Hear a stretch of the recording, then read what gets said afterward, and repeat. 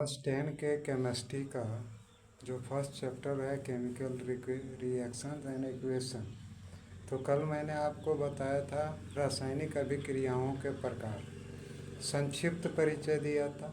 आज एक एक करके मैं उसका विस्तार से आज पहले प्रकार का विस्तार से वर्णन करूँगा। तो पहला प्रकार है संयोजन अभिक्रिया। ठीक है, तो इस संयोजन अभिक्रिया को अंग्रेजी में कॉम्बिनेशन रिएक्शन कहते हैं।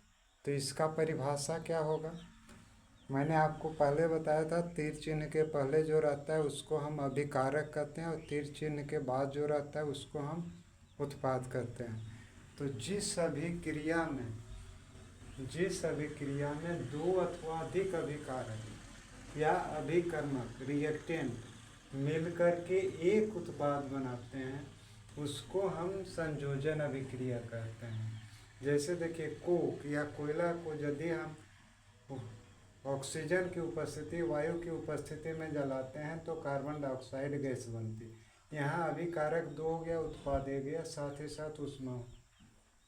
यदि सल्फर के चूर्ण को हम वायु की उपस्थिति में जलाते हैं तो सल्फर डाइऑक्साइड बनता है, यानी यहाँ उत्पाद हो गया एक, अभिकारक दो हो गया।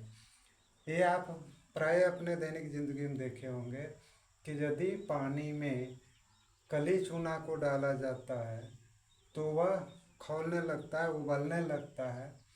तो उबलने के बाद वह कैल्शियम हाइड्रोक्साइड यानी बुझा हुआ चूना बनाता है और साथ ही साथ उबलता क्यों है, क्योंकि ऊष्मा उत्पन्न होती है।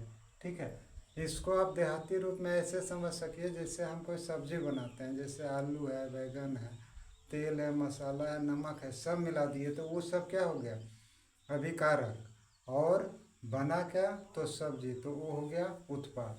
अब देखिए, संयोजन अभिक्रिया को ऊष्मा के आधार पर भी विभाजित किया जाता है। तो ऊष्मा के आधार पर दो प्रकार का हो गया, एक ऊष्मा क्षेपी अभिक्रिया जिसको एक्सोथर्मिक रिएक्शन कहते हैं। इसमें ऊष्मा निकलती है, ऊष्मा का उत्सर्जन होता है, जैसे हम श्वसन क्रिया करते हैं। तो हमारे कोशिकीय प्रक्रियाओं के कारण, कोशिका में बहुत सी अभिक्रियाएं होती है, उसके कारण एटीपी अणु के रूप में ऊर्जा मुक्त होती है, जिसके कारण हमारा जीवन चलता है। तो श्वसन भी ऊष्माक्षेपी अभिक्रिया। फल सब्जियों का सड़ना, जब फल सब्जी सड़ने लगेगा तो आप छू करके देखेंगे उसका टेम्परेचर बढ़ा हुआ रहता है, यानी ऊष्मा मुक्त होती है। और एक कली चूना वाला तो उदाहरण आपको बता ही दिए। दूसरा है ऊष्मा शोषी अभिक्रिया, यानी इसमें ऊष्मा का अवशोषण होता है, यानी इस अभिक्रिया में ऊष्मा क्या होती है, टेम्परेचर हीट डाउन होता है, यानी इसको ऊष्मा देना पड़ेगा। ठीक है, जैसे नाइट्रोजन और ऑक्सीजन अभिक्रिया करता है तो नाइट्रस ऑक्साइड बनाता है, उसमें ऊष्मा का स्तर, तापमान गिरता है। जैसे नाइट्रोजन का उपयोग इसीलिए किया जाता है कि वह किसी भी वस्तु का टेम्परेचर घटा देता है, और ख़ास करके खाने पीने वाले चीज़ों को नाइट्रोजन गैस में या लिक्विड नाइट्रोजन में रखा जाता है ताकि वह खराब ना हो।